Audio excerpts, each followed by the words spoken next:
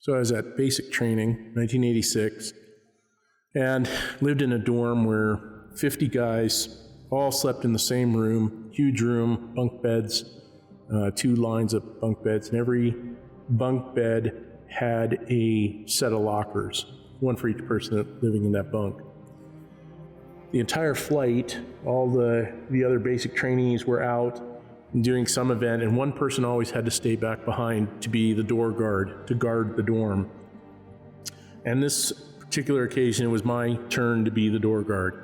Nobody liked to be the door guard because you were separated from everybody else, and God forbid that one of the drill instructors would come to the dorm while you were the only one there, because you knew you were going to get the focus of their attention, and that's not something you ever really wanted.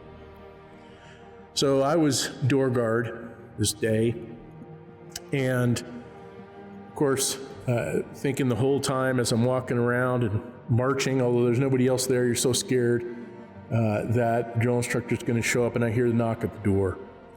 And sure enough, it was Sergeant Harding, my drill instructor, the senior drill instructor. He had come to the dorm to do an inspection of all the wall lockers. So while the flight was out doing whatever the event was that they were doing, he was going to use the time to inspect the wall lockers and not be bothered with the other basic trainees. So I stayed well away from him, obviously allowed him into the dorm, stayed well away from him, let him do his work, and I found different reasons to not be right near him or anywhere near him in the dorm. He moved locker to locker. Eventually he got to my locker, and of course I was a little more interested in how that one would come out, knowing that he finds problems with everybody's locker. Everything had to be just absolutely perfect in alignment, in the way things were folded, the way things were placed, everything had to be perfect in there. So he got to my locker, and I kind of stood around the corner, able to sort of peek around and watch what he was doing. And he had a clipboard with him, and as he would find different things wrong, he would write down on his clipboard for each locker what was wrong. And then there was a little form, it was called a 341, for those of you Air Force will know what that is. And on this little form, he would write down, shirts not aligned properly, hangers spacing was wrong, various things. So he was looking through my locker, and he finished my locker and he closed it. And he turned around, obviously knowing that I was somewhere within the dorm, and yelled, "Haney, get over here." And I was scared. What could this be? Last thing I want is personal attention from this drill instructor. So I went over and did my reporting statement. "Yes, sir, I'm here. What can I do for you?" basically. And he pointed at my locker, and he pointed at me, and he said, "Enough of this mediocrity, Haney." And that was it. "Now get back to work." And sent me off to do various routine tasks that the door guard had to do. I had a lot of time to think about that. Nobody's going to ever want more interaction with the drill instructor, so I didn't ask him. Didn't ask him what he meant by that. I wasn't even really sure what the term meant, but I stayed well away from him. He finished up his inspection on some guys' lockers. They were bad, and he threw everything out onto the ground, including the locker next to mine. So he finished the inspection and left the dorm. So I didn't know what to do. Should I try to fix things? Of course I left things just as the way they were, in fear of getting in trouble for doing something that the drill instructor didn't want me to do. The flight returned later, and this wasn't our first wall locker inspection, probably our 6th or 7th by this point. And they came back and, just as normal, fixed up the things that were wrong in their lockers. And I went over to mine, pulled out the 341, the form, and there were no write-ups. And he said, "Good." On it he had written "good wall locker." So I was confused. What is What is it that he meant? Enough of this mediocrity.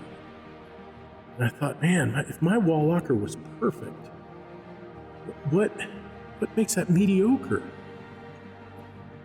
Well, I had a lot of time to think about that that evening, and we had a number of weeks left in basic training, and it stuck with me, that thought, and wondering, what did I do? Was it, well, what is mediocre about being perfect? So at the end of basic training, when you're finally done and you've graduated, you've had your graduation parade, they send you off to your next assignment, usually a school, to teach you how to do whatever your job is going to be in the Air Force. And you have a few minutes that you can actually talk to the drill instructors where they're not yelling at you. You're still scared of them, but you can talk to them, and you know that training is over, and they tell you training is over. Do you have any questions for me? And I asked Sergeant Harding, I said, sir, you told me to quit being mediocre, and I looked at the 341 that day. Do you remember that inspection? He says, I certainly do. And I said, I don't understand, sir. How can I be mediocre if I didn't have any write-ups?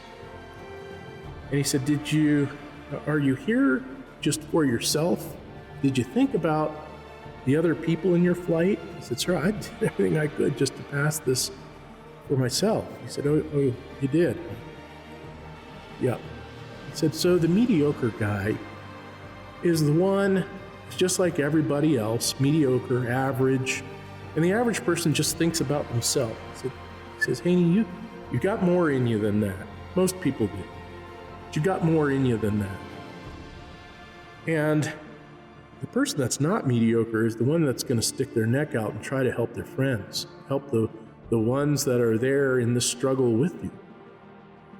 And the person that is willing to take on more, not do the work for other people necessarily, but to help teach them, to show them, even if it's just something new you learned, if you see that they're struggling, why aren't you doing more? He said it would have been likely that had you spent time helping out other people, that your locker would not have been perfect, and you'd have gotten some write-ups. He said, but overall, the number of write-ups for your entire flight would have been much less. And isn't that more important than just your wall locker? So quit being mediocre. You've got more in you. You've got more that you can give this team and this mission, and the mediocre guy, the average guy, is just going to be thinking about himself and how he can make it through, how he can make himself better. And I'll never forget Sergeant Harding teaching me that, and that was, out of all the different lessons learned at basic training, I think that was probably the most important one, and the one that I would use in the future the most, and I still think about today.